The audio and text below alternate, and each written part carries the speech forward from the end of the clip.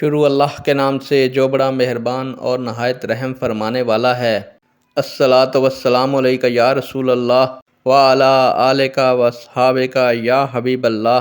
السلام علیکم معزز ناظرین و سامعین، اللہ تعالیٰ سے دعا ہے کہ اللہ تعالیٰ آپ لوگوں کو صحت و تندرستی عطا فرمائے اور آپ لوگوں کو ہمیشہ خوش و خرم رکھے، آپ کو ظالم کے ظلم، حاسد کے حسد سے محفوظ فرمائے۔ آج کی ویڈیو کا عنوان ہے، کیا گروپ چیٹ کے دوران ایجاب و قبول سے نکاح منعقد ہو جاتا ہے؟ امید کروں گا کہ یہ معلومات آپ کے علم میں اضافہ فرمائے گی اور آپ اس ویڈیو کو شیئر کریں گے، چینل کو سبسکرائب کریں گے تاکہ دوسرے لوگ بھی اس معلومات سے مستفید ہو سکیں۔ پیارے دوستو، بڑھتے ہیں ویڈیو کی جانب۔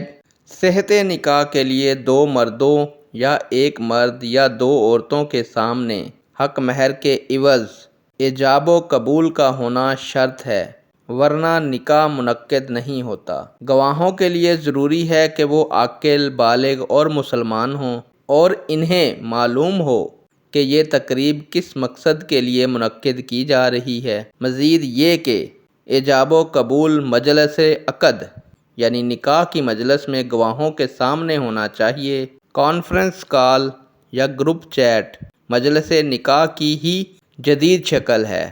اگر کال کے شرکاء اور گروپ کے ممبران کے حاضرین کو معلوم تھا کہ فلاں لڑکے کا فلاں لڑکی سے نکاح ہو رہا ہے تو نکاح ہو گیا۔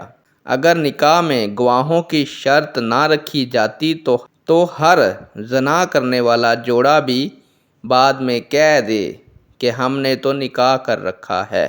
اگر گواہوں کی شرط نہ ہو تو کتنے ہی لوگ آپس میں نکاح کر کے عورتوں کو استعمال کر کے چھوڑ دیں اور بعد میں نکاح کا ہی انکار کر دیں۔ دیگر معاملات میں بھی جہاں جہاں گواہوں کی شرط لگائی گئی ہے وہ کوئی بے معنی نہیں ہے۔